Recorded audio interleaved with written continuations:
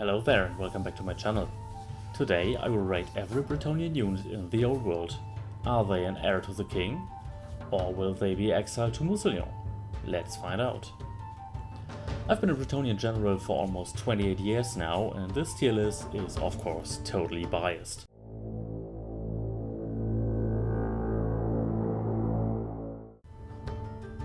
It's a new unit added to the old world and I think it's fairly mediocre, to be honest. They are too slow in an army that is focused on cavalry. They are too fragile without shields and too weak without battle axes. They can be a good support unit under certain circumstances though if you play an infantry focused army. Therefore, I will give them B tier.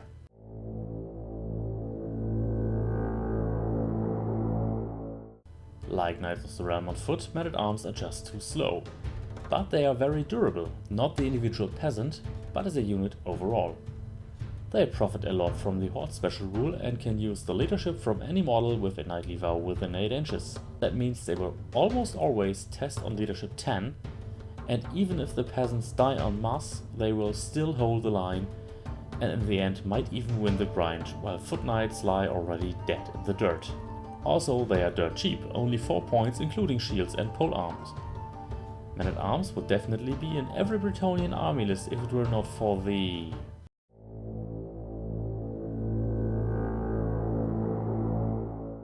great value range support units for your knights. Ballistic skill 3 means fairly reliable shooting at 30-inch range. Skirmisher update is free, and they can get flame attacks for a small fee. Very good unit to chip off a wound or two from an enemy regiment before your knights charge in and kill them. I play at least one unit in every list because it's required to have at least one unit of men-at-arms or peasant bowmen, and the bowmen are just a better choice. Their slow speed doesn't matter with 30-inch range, and they cost only 5 points. Normally I would put them in B tier, but since I have to take them and they're actually useful, they got the top level, S tier.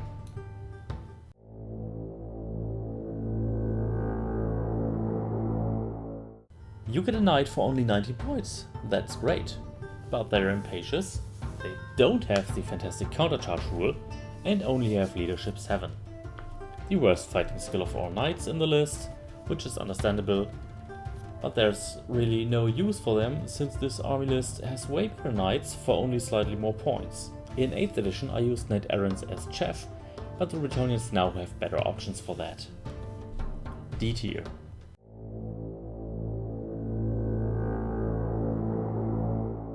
Knights of the Realm are probably the best core knights and the best price to performance knights in the entire game. For 24 points per knight you get a standard knight with heavy armor, shield, barding and lance, but you also get a baked-in ward save, and the barding does not cost -1 movement because Bretonnian horses are great. Also they can form up in lance formation and have the incredibly good countercharge special rule. These knights are an absolute must-have in every Bretonnian army, and the force organization plan forces you to take Knights of the Realm anyway in one form or another. Clear S tier.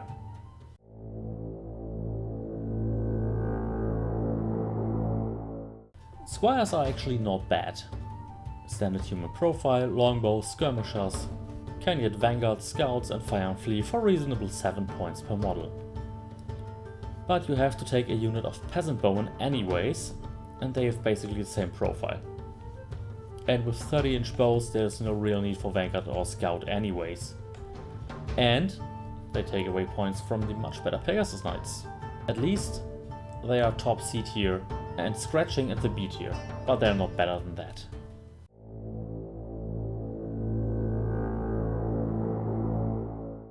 Yeah, no, this unit was bad in the old army book and is even worse now. Pilgrims have the same profile as men-at-arms but cost double the points without the option to take a halberd, and the reliquiators no longer offer the blessing of the lady to the entire unit. Even the hatred special rule doesn't compensate for that. Too expensive, too weak, too slow and serves absolutely no purpose. The minis look cool though. Obviously D tier.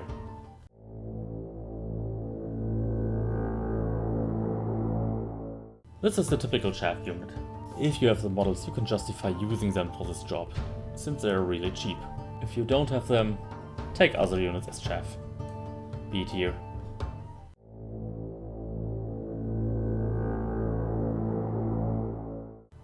Probably the coolest models, and you can kippish them with the Knights of the Realm kit.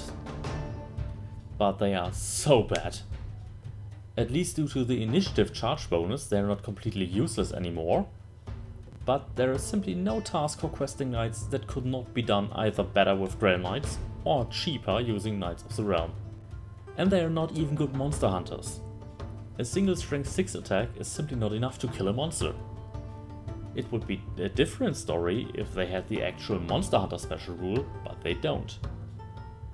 If they were a core choice and could be chosen instead of the mandatory Knights of the Realm, they would be a viable choice as well, but they are not. The only reason questing knights are not D tier is the changed minimum unit size. They are now available in units of 3 instead of 5, and that actually gives them a job. They are very good as elite chaff. 90 points more expensive than 5 mounted yeomans, but much more durable, and they are at least able to stop enemy chaff or chip a wound of a tougher enemy as a support unit for the real knights. C tier, but it is not the top, the squires are a little bit better.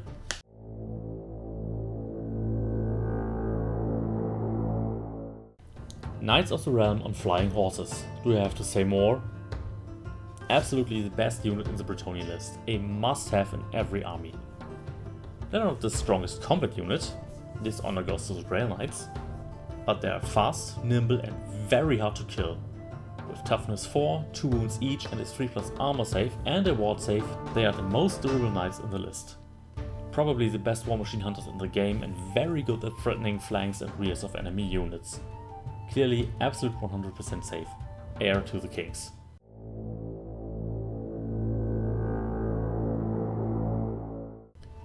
Grey Knights are probably the best knights in the old world.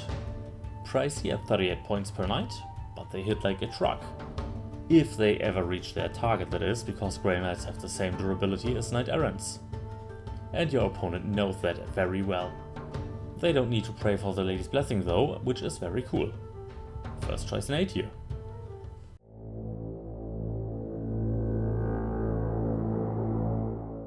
The biggest disappointment for me as a long-time Bretonnian player. The trebuchet got more expensive and a lot weaker. Instead of 21 models with a hit, you now only have the chance to hit 13. Average number of wounds is now 7 instead of 17 against standard infantry. It is still capable to do a lot of damage to the model that tanks the strength 10 hit though, that's good. From 6th to 8th edition the trebuchet was definitely an S tier auto-include, but now it is only C tier. Strength 10 with multiple wounds is the only reason it is not D tier. Take it if you have the points left or if a comp is preventing you from taking something more useful.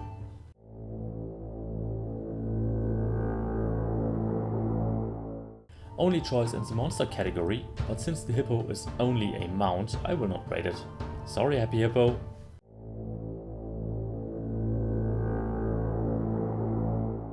Rating characters is very difficult and even more subjective than rating units. The strength and usefulness of a character highly depends on your playstyle, army composition and even more important, the war gear.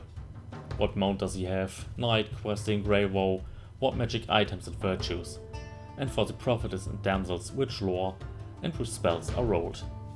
Normally I play the Duke as an assassin with the virtue of heroism and a lot of defense items on a Royal Pegasus. The extra attack over the Baron comes in useful if you are gambling for the 6s when you roll to wound. He can be useful as a carrier for the Falconhorn as well. For me, the Duke is A tier.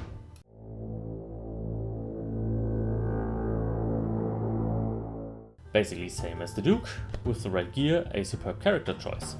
I like the Baron on Pegasus, or Royal Pegasus, with the Ogre Blade and the virtue of the Knightly Templar. As well, A tier.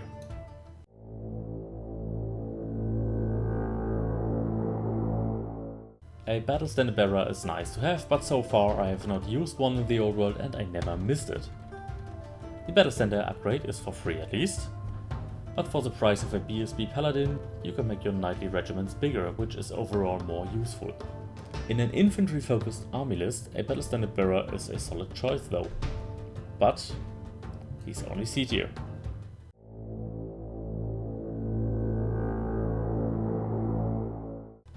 A typical level 3 or 4 wizard, my go-to carrier for the Falconhorn. I mainly use the Prophetess to create a big dispel bubble with the prayer icon of Quenless and occasionally cast a support or missile spell. But since she is part of a lance formation, she dies very fast in my armies. Oh, and she gives the unit she's in magic attacks. That's why my mages are normally in Knights of the Realm or Questing Knights. B tier.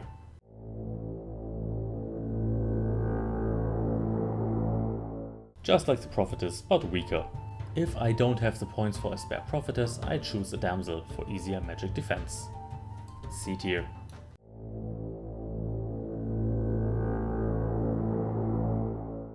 A new character introduced with the old world.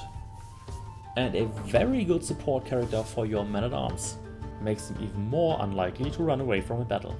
Thanks to a special rule, you can always choose to give ground instead of falling back in good order. Basically a must-have choice if you play an infantry-focused army.